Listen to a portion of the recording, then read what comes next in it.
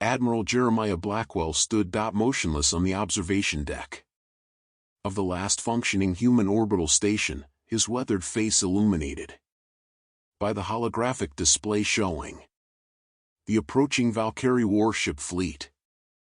The alien vessels resembled massive obsidian arrowheads, each one dwarfing Earth's largest battlecruisers by a factor of 5, their hulls impervious to conventional weapons and propulsion systems operating on principles human scientists had barely begun to comprehend.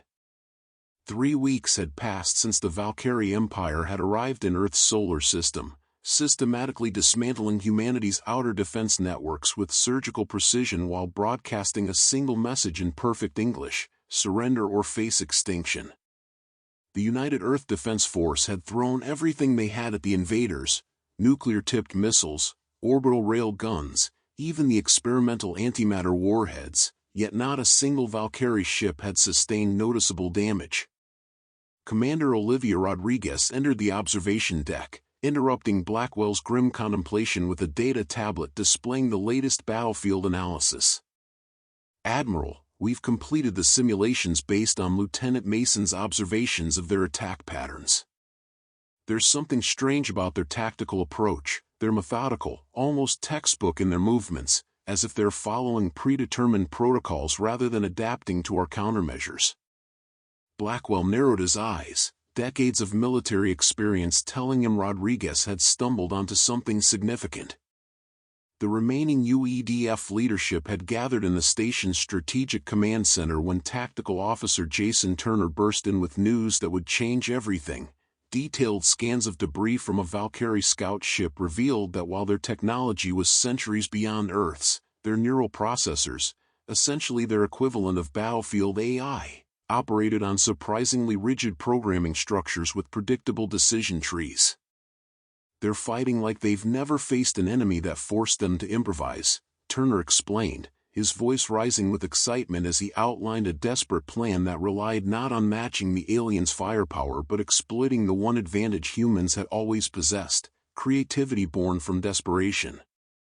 Lieutenant Marcus Reynolds, a former chess prodigy turned naval strategist, worked through the night with a team of programmers to develop what they called tactical chaos protocols, battle strategies so unconventional, so seemingly irrational, that they fell completely outside the prediction models of the Valkyrie command systems.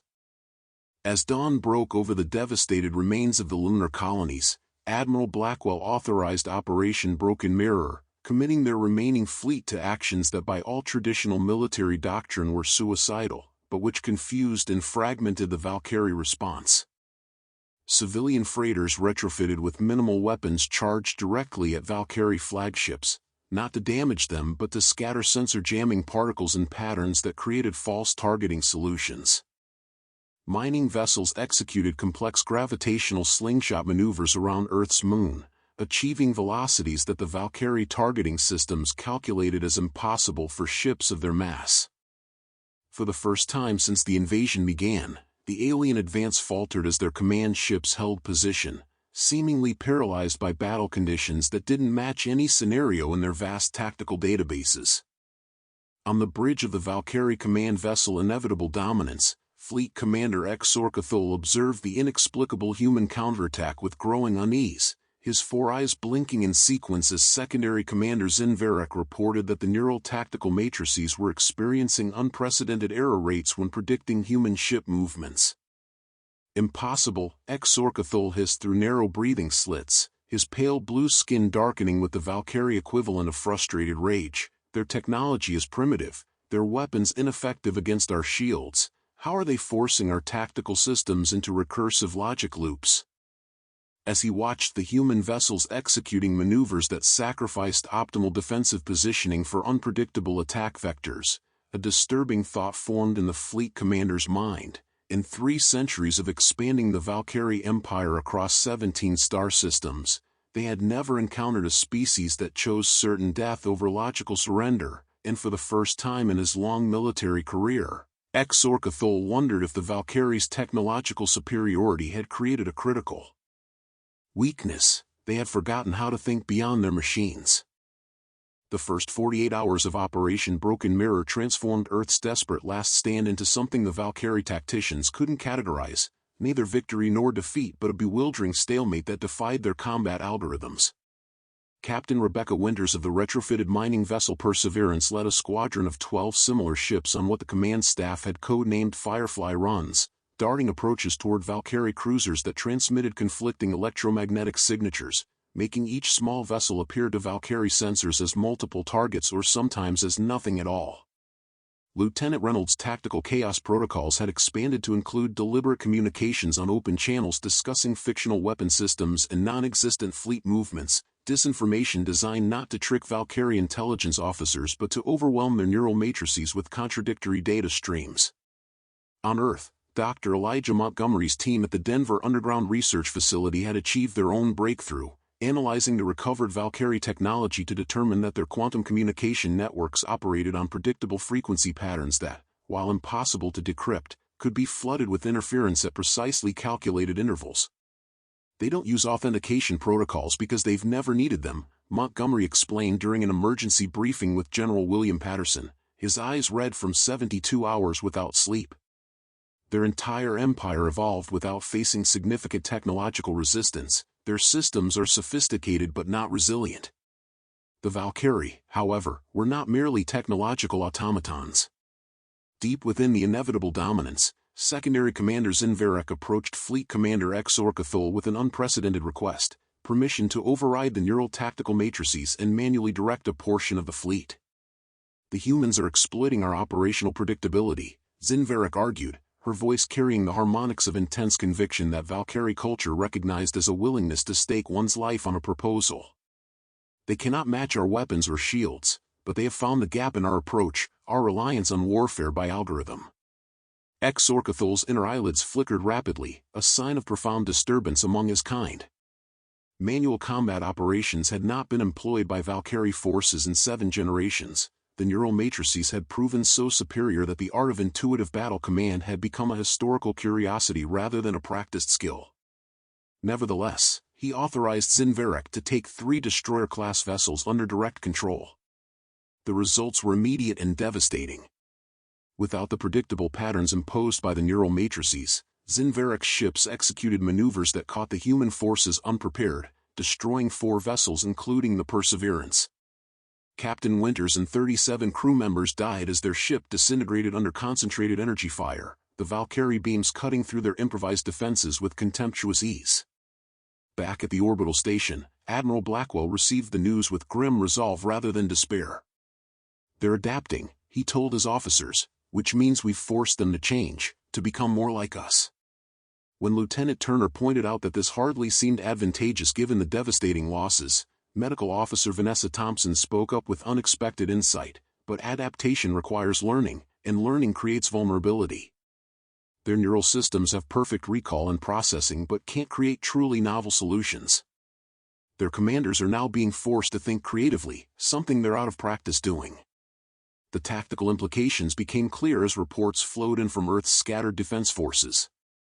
While Zinvarek's manually controlled destroyers were wreaking havoc, the rest of the Valkyrie fleet continued to operate with algorithmic predictability.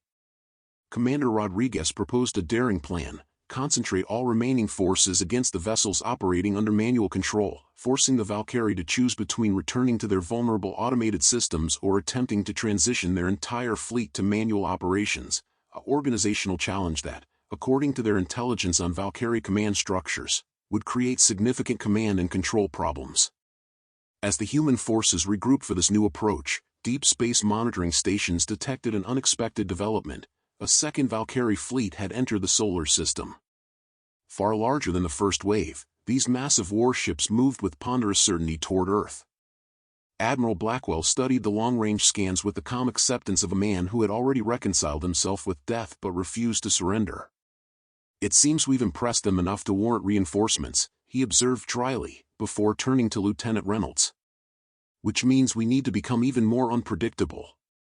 If they're bringing more ships, we need to find bigger vulnerabilities." Reynolds nodded, his expression shifting from despair to determined calculation. "Sir, I think it's time to implement Hail Mary protocols." If we can't beat them with conventional tactics, even unconventional ones, perhaps it's time to redefine what constitutes a battlefield entirely. The Hail Mary protocols represented humanity's most desperate gambit, a strategy so unorthodox that Lieutenant Reynolds had initially hesitated to present it to Admiral Blackwell. Earth's remaining quantum physicists had theorized that the Valkyrie ship's seemingly impenetrable shields operated on harmonic frequency principles similar to those used in human experimental phase-shifting technology, but at scales and energy levels impossible for Earth science to replicate. "We can't penetrate their shields," Reynolds explained to the gathered command staff, "but we might be able to desynchronize them." The plan called for converting Earth's 3 remaining orbital defense platforms into massive harmonic disruptors, requiring the platforms to overload their power cores in precisely calculated sequences, essentially sacrificing the stations to create overlapping waves of quantum interference. The catch: the stations needed to be manually piloted into exact positions relative to the Valkyrie fleet, as automated systems lacked the adaptability to adjust for the aliens' movements. Commander Rodriguez volunteered immediately to pilot the primary station, followed by Tactical Officer Turner and Dr. Montgomery for the secondary platforms.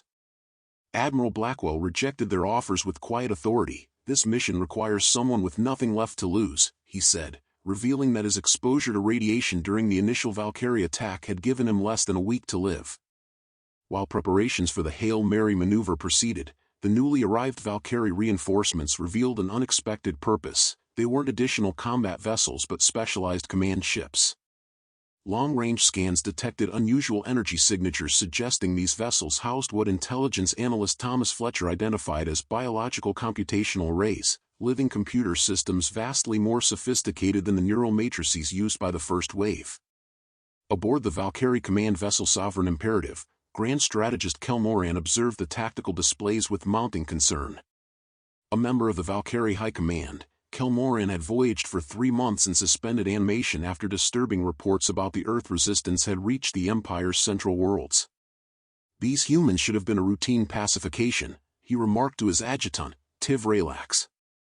"Yet they've managed to force adaptations in our approach that no species has required in centuries."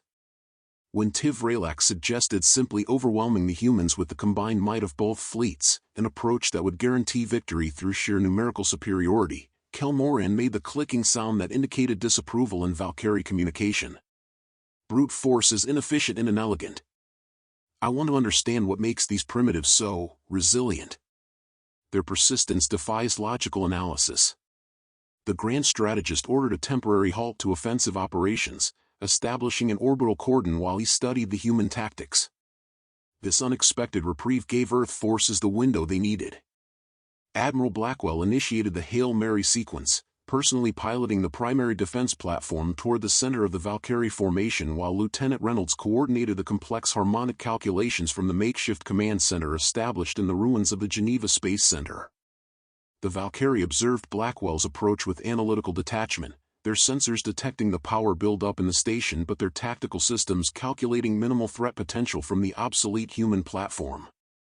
When the station reached its designated position, Blackwell transmitted a simple message to Earth: "Remember what we fight for." Then he triggered the cascading overload. The resulting quantum disruption wasn't visible to the naked eye, but its effects manifested immediately across 23 Valkyrie vessels caught in the interference pattern. Their shields didn't fail completely but instead fluctuated in microsecond intervals, creating moments of vulnerability that would have been meaningless without a precisely timed attack to exploit them. That attack came in the form of 300 minimal signature drones launched days earlier from Earth's surface, programmed to remain dormant until detecting the specific shield fluctuation pattern. These drones carried no conventional weapons but instead housed tailored nanite payloads developed by Dr. Montgomery's team, designed to infiltrate Valkyrie systems during the split-second shield gaps. Grand Strategist Kel Moran recognized the brilliance of the human strategy too late, watching in disbelief as status indicators across the affected ships shifted from optimal to compromised. The nanites didn't destroy the Valkyrie vessels but instead began a subtle subversion of their systems, introducing small errors into the neural matrices and communication networks, errors designed to compound over time rather than cause immediate failures. The humans had sacrificed their defense platforms and one of their leaders not to win an impossible battle but to plant the seeds of future advantage. As Admiral Blackwell's station disintegrated in the backlash of its own power overload, Lieutenant Reynolds received confirmation that the nanite infiltration had succeeded. Phase 1 complete, he announced to the hushed command center, his voice steady despite the loss of his mentor. Now we move to Phase 2, Operation Ghost Protocol. On the sovereign imperative, Grand Strategist Kelmoran issued orders with new urgency, recognizing in the humans a quality that the Valkyrie Empire had forgotten through centuries of unchallenged dominance, the dangerous creativity born when intelligence faces extinction. Operation Ghost Protocol represented the evolution of humanity's resistance strategy. Instead of conventional military opposition, Earth's remaining forces would become functionally invisible, abandoning established bases and command structures in favor of constantly moving, autonomous cells that communicated through methods so primitive the Valkyrie monitoring systems overlooked them entirely. Former FBI Director Marcus Donovan had suggested using pre-digital communication techniques, burst transmission Morse code, physical message drops, and even modified semaphore systems that human operators could understand but which appeared as random noise to Valkyrie surveillance. Meanwhile, the nanite infiltration of the Valkyrie fleet produced increasingly unpredictable results. Ships affected by the first wave of infection experienced seemingly random power fluctuations, navigation errors, and most crucially, degradation in their targeting system's accuracy. Colonel Ryan Foster, commanding a squadron of retrofitted atmospheric fighters from a mobile base in the Rocky Mountains, reported that Valkyrie energy weapons that previously never missed now occasionally fired at phantom targets or calculated incorrect intercept trajectories. "They're not failing catastrophically," Foster explained during a secure communication with Lieutenant Reynolds, "but they're becoming just unreliable enough that we can exploit the gaps." Dr. Emily Harrison, who had taken over Montgomery's research team after his sacrifice, determined that the nanites were propagating through the Valkyrie fleet faster than anticipated, transmitted through their quantum communication networks in a manner similar to computer viruses from the early digital age. "They're experiencing the equivalent of technological autoimmune disease," she explained. "Their systems are attacking the nanites, but in doing so, they're damaging their own operational integrity." Grand Strategist Kelmoran, however, was far from defeated. Recognizing the infiltration pattern, he ordered the most severely affected vessels to initiate complete systems purges, effectively shutting down and restarting their entire technological infrastructure. This drastic measure would temporarily remove 20% of his combat capability but would prevent further nanite spread. More significantly, he directed his biological analysts to study human neural patterns, seeking to understand the cognitive architecture that enabled such adaptive thinking. "Their technological inferiority has forced them to develop mental flexibility we have engineered out of our own species," he observed to Fleet Commander Xorcathul, who had been summoned to the sovereign imperative to explain his failure to quickly subjugate Earth. "Our neural matrices are designed to replicate perfect Valkyrie thought, but perfection becomes stagnation when facing an enemy that embraces chaos." The Grand Strategist made an unprecedented decision. He would personally lead a ground expedition to capture live human subjects, particularly military strategists, for detailed cognitive analysis. The Valkyrie had avoided direct ground engagement thus far, their typical conquest protocol relying on orbital supremacy to force surrender without exposing their forces to unpredictable planetary conditions. Lieutenant Reynolds, now effectively leading Earth's military resistance following Blackwell's sacrifice, anticipated this shift in Valkyrie strategy. "They're trying to understand how we think," he told the scattered command cells during their weekly communication window. "Which means we need to ensure what they learn leads them to the wrong conclusions." Operation Mirage was born from this insight, a deliberate effort to present the Valkyrie with carefully constructed examples of human decision-making that would reinforce their misconceptions. Kelmoran's first ground incursion targeted what appeared to be a significant human command center in the ruins of Washington, D.C., deploying elite Valkyrie shock troops equipped with advanced capture technology. Instead, they found an elaborate deception, a facility staffed by volunteer civilians and junior officers who had been briefed to act according to scripts designed by psychological warfare specialists. Former stage actress and current Lieutenant Alexandra Bennett coordinated this dangerous performance, coaching her team to present a caricature of human military thinking that emphasized rigid hierarchy and conventional tactical approaches, the opposite of the fluid, adaptive strategy that had allowed humanity to survive thus far. The deception succeeded too well. After studying the captured humans in the facility's apparently crucial strategic databases, Kelmoran believed he had identified critical weaknesses in Earth's command structure. He launched a series of precisely targeted strikes against what his analysis indicated were key nodes in the human resistance network, only to discover he had committed significant resources to destroying dummy installations and redundant communication hubs. While the Valkyrie forces were occupied with these illusory targets, the real progress in humanity's resistance was happening in an unlikely location, the underwater research facility beneath Lake Superior, where Dr. Harrison had made a breakthrough in understanding Valkyrie physiology based on tissue samples recovered from rare casualties. Their neural structures are incredibly efficient but lack redundancy, she reported during a secure transmission to Lieutenant Reynolds. They optimize their biology for their specific environmental conditions just as they optimize their tactical systems. They literally cannot process certain types of sensory input, their brains filter it out as irrelevant noise. This discovery led to the development of Project Banshee, a weapon system targeting specific neurological vulnerabilities in Valkyrie perception. When a grand strategist ordered his second, larger ground offensive targeting human population centers across North America, the defending forces were ready with sonic emitters tuned to frequencies that induced disorientation and cognitive dysfunction in Valkyrie troops without affecting humans. For the first time in the conflict, Earth forces achieved something resembling victory in direct combat, forcing a Valkyrie ground commander to order retreat after losing 30% of his forces.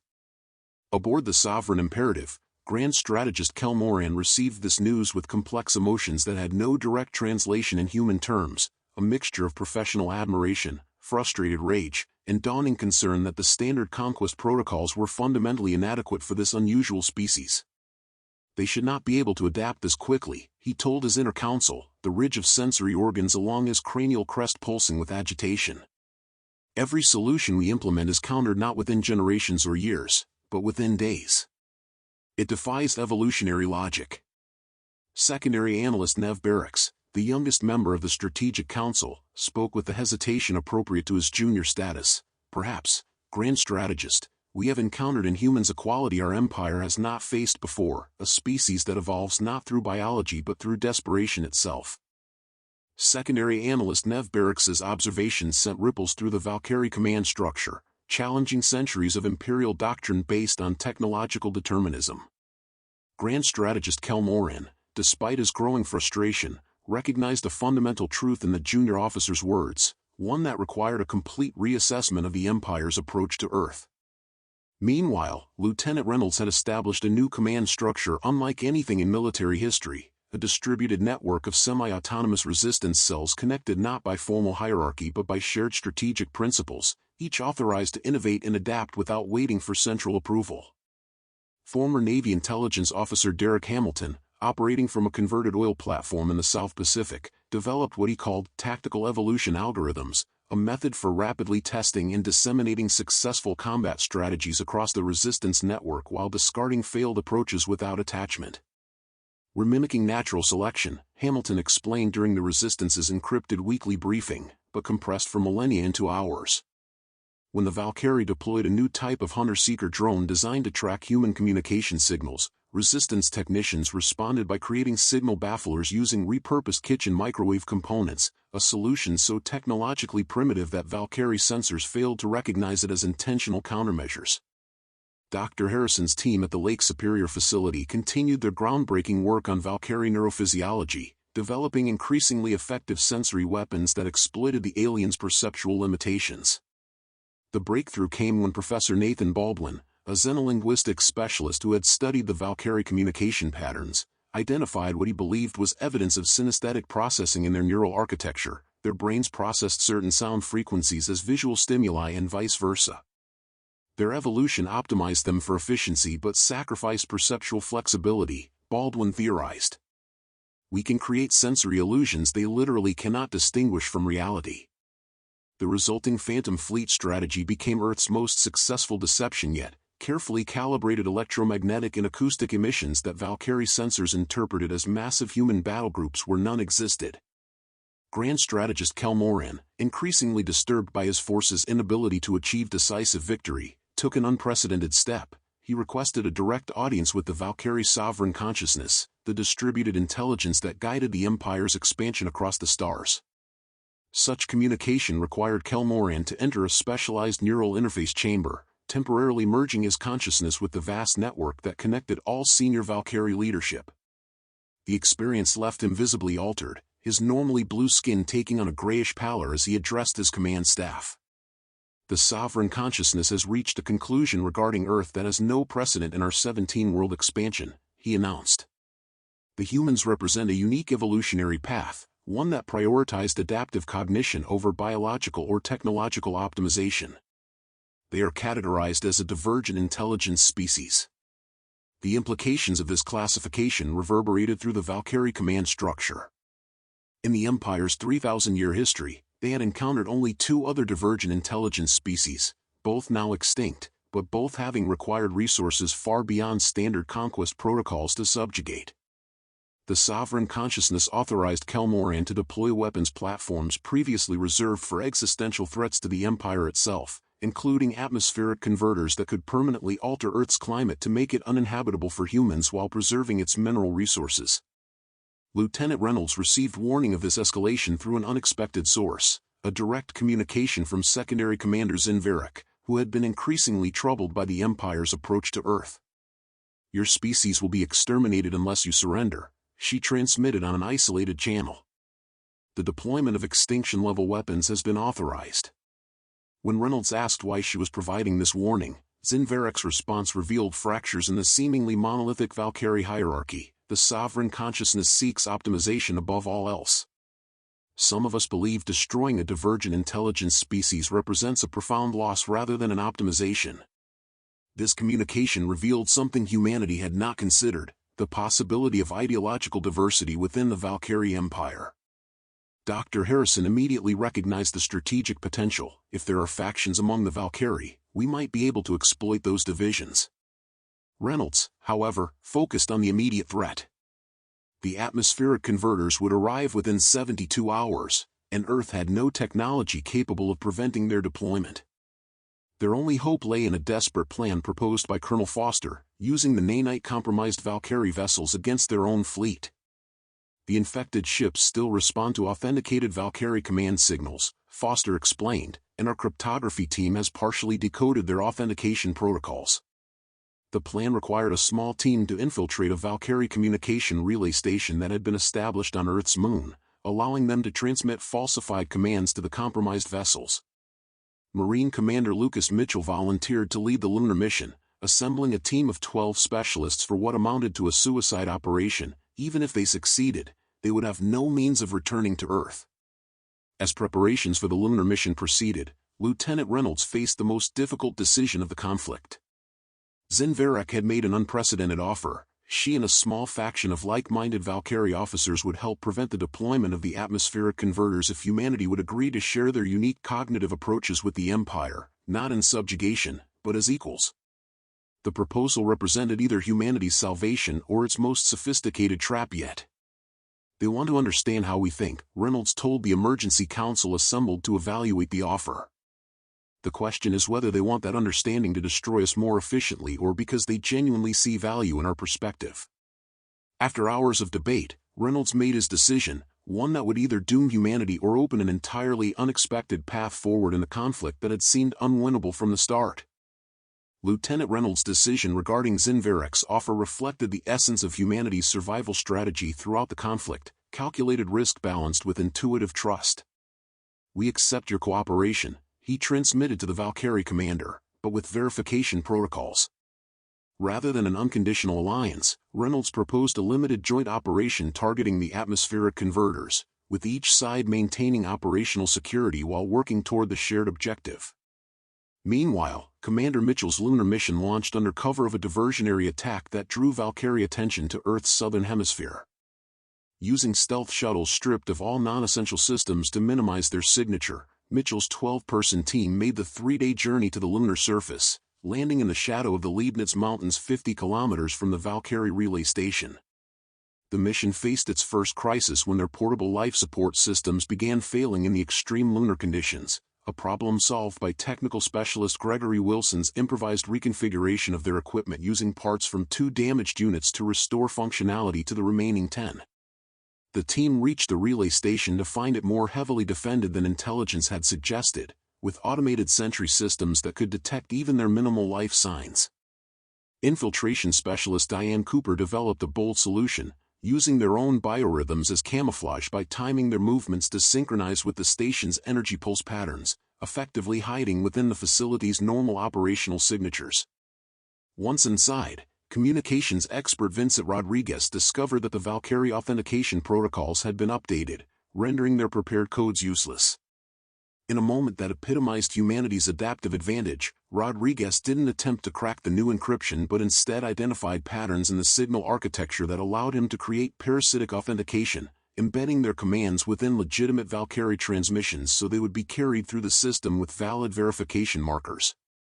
The infiltration team succeeded in transmitting the falsified commands, directing 23 nanite-compromised Valkyrie vessels to intercept and engage the incoming atmospheric converter platforms. What they couldn't know was that their mission coincided with a power struggle aboard the Sovereign Imperative, where Zinverek's faction had moved from passive dissent to active resistance against Grand Strategist Kelmoran's extinction protocol. Secondary analyst Nev Barracks, revealed to be a key member of Zinverek's faction, had been systematically gathering evidence that the Sovereign Consciousness's decision violated the Empire's own foundational principles regarding species categorized as divergent intelligences. Our historical archives confirm that both previous divergent intelligence species were subjected to complete study before extinction protocols were implemented, Nev Barracks argued before the Strategic Council. The authorization to destroy humanity without full cognitive analysis contradicts 3,000 years of imperial doctrine. The resulting ideological conflict created unprecedented division in the Valkyrie command structure, with junior officers forced to choose between competing directives from superior commanders.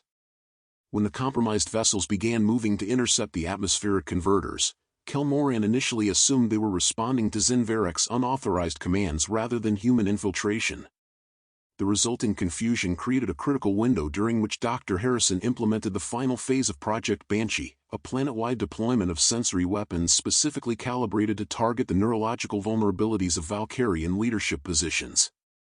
The combined effect of Mitchell's mission, Zinverek's internal resistance, and Harrison's sensory assault created what military historian Jacob Peterson would later term the perfect cognitive storm, a multi-layered attack on Valkyrie command and control systems, both technological and biological, that rendered their superior forces temporarily leaderless. On Earth, Lieutenant Reynolds recognized that this moment of Valkyrie disarray represented humanity's first genuine opportunity for strategic rather than merely tactical victory.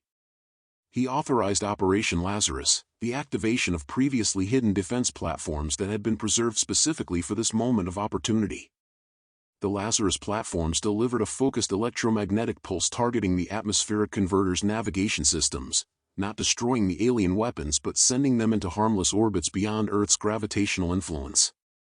Grand Strategist Kelmoran, partially protected from Harrison's sensory weapons by the Sovereign Imperative's specialized shielding, watched with growing comprehension as his carefully constructed conquest plan collapsed under the weight of human ingenuity combined with internal Valkyrie dissent. His response revealed why he had risen to the Empire's highest military rank. Rather than continuing a failing strategy, he ordered all forces to stand down pending strategic reassessment. "We have fundamentally misunderstood the nature of this conflict," he announced to his command staff, the formal harmonic patterns of his speech indicating a profound shift in perspective that the Valkyrie language reserved for paradigm-altering realizations.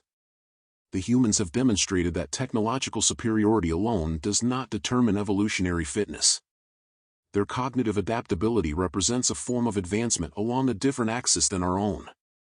As the Valkyrie fleet entered a temporary cessation of hostilities, Commander Mitchell's team on the lunar surface received unexpected communication from the relay station they had infiltrated, a direct channel from Zinverek requesting formal diplomatic contact with Earth's leadership. The war had reached its pivotal moment, transforming from a straightforward conquest into something unprecedented in Valkyrie history, a genuine confrontation with an alien intelligence that could not be defeated through superior technology alone. The diplomatic summit between humanity and the Valkyrie Empire took place on neutral ground, an orbital platform constructed in the space between Earth and its moon, designed with environmental accommodations for both species. Lieutenant Reynolds, now formally recognized as Earth's military representative, sat across from Grand Strategist Kelmoran and Secondary Commander Zinverek, the sterile conference chamber bearing witness to an unprecedented moment in interstellar history. Dr. Harrison and Professor Baldwin accompanied Reynolds, bringing scientific and linguistic expertise to this first official contact beyond conflict. The negotiations revealed complexities in Valkyrie society that human intelligence had never detected. Their empire was not the monolithic entity it appeared but rather a carefully balanced ecosystem of specialized castes, with the sovereign consciousness serving as coordinator rather than absolute ruler. Our civilization optimized for efficient expansion, Kelmoran explained, his translator rendering his harmonic speech into precise English. Each conquest followed predictable patterns because all previous species responded according to resource competition models. Humans are the first to prioritize survival through cognitive adaptation rather than technological or numerical advantage. Commander Mitchell's lunar team, having survived against all odds, was extracted by a joint human-Valkyrie operation that symbolized the shifting relationship between the species. As Mitchell's shuttle docked with the diplomatic platform, he witnessed something no human had seen before: Valkyrie warriors performing the gesture of acknowledged excellence, a ceremonial recognition reserved for opponents whose strategic brilliance commanded respect. The most profound revelation came when the sovereign consciousness, speaking through a specialized interface operated by Nev Barracks, communicated the true reason for the Empire's conquest pattern. We have expanded across 17 systems seeking cognitive diversity to prevent evolutionary stagnation. Our efficiency optimization created unforeseen consequences, progressive narrowing of creative potential across generations. Your species represents a solution we have sought for centuries. The terms that emerged from the 2-week negotiation defied all human expectations. Rather than peace through subjugation or even conventional alliance, the Valkyrie proposed integration, establishing joint colonies where both species could benefit from their complementary strengths while maintaining their distinct evolutionary paths. Earth would retain complete sovereignty, with humans joining the interstellar community not as conquered subjects but as essential partners bringing cognitive diversity to a civilization that had engineered itself into an evolutionary corner. 6 months after the formal cessation of hostilities, the first joint scientific exchange began aboard the converted Valkyrie vessel Convergent Evolution. Dr. Harrison led the human delegation, working alongside Zinvarek to develop new technologies that combined Valkyrie precision with human adaptability. Their first collaborative achievement, a neural interface system that allowed direct cognitive exchange without homogenizing the distinct thought patterns of either species, represented a breakthrough that would eventually transform both civilizations. Lieutenant Reynolds, promoted to admiral and appointed as Earth's representative to the newly formed Interspecies Coordination Council, often reflected on how close humanity had come to extinction. During the first anniversary commemoration of what historians now call the Adaptation War, he addressed a global audience with words that captured the essence of humanity's unlikely triumph. We survived not because we were stronger or more advanced, but because necessity forced us to become what the Valkyrie had forgotten how to be: unpredictable, creative, and willing to risk everything on improbable solutions when the probable ones had failed. Grand Strategist Kelmoran, whose decision to halt the extinction protocol had earned him both criticism and eventual vindication within the Empire, developed an unexpected appreciation for human cultural expressions, particularly chess, a game whose strategic complexity and balance of calculation with intuition resonated with his evolved understanding of cognitive diversity. During a ceremonial match against former chess prodigy Reynolds, Kelmoran offered an observation that perfectly encapsulated the lesson of the conflict: the Valkyrie achieved perfection in our approach to warfare, only to discover that perfection itself became our vulnerability when faced with an opponent who embraced imperfection as strength. The transformation extended beyond military and scientific realms into cultural exchange. Valkyrie aesthetic traditions, based on mathematical precision and symmetry, began incorporating human-inspired elements of deliberate asymmetry and controlled chaos. Human architecture and engineering, meanwhile, benefited from Valkyrie principles of efficiency without sacrificing the creative spark that made Earth's civilizations distinctively human. Commander Mitchell, whose lunar mission had helped turn the tide of the war, declined offers of prestigious positions to instead lead the first human Valkyrie exploration team venturing beyond the Empire's established territories. The same determination that helped us survive against impossible odds, he told his diverse crew as their ship prepared for its maiden voyage, will now help us discover what lies beyond the known. Professor Baldwin perhaps best summarized the philosophical significance of humanity's victory during his address to the United Earth Assembly. Throughout our history, we viewed technological advancement as the primary measure of civilization. The Valkyrie showed us the pinnacle of that path, perfect technology wielded by increasingly perfect thinking. Our victory came not from matching their perfection but from embracing our glorious imperfections, our willingness to try illogical approaches, to sacrifice efficiency for creativity, and to keep fighting when all rational analysis said surrender was inevitable.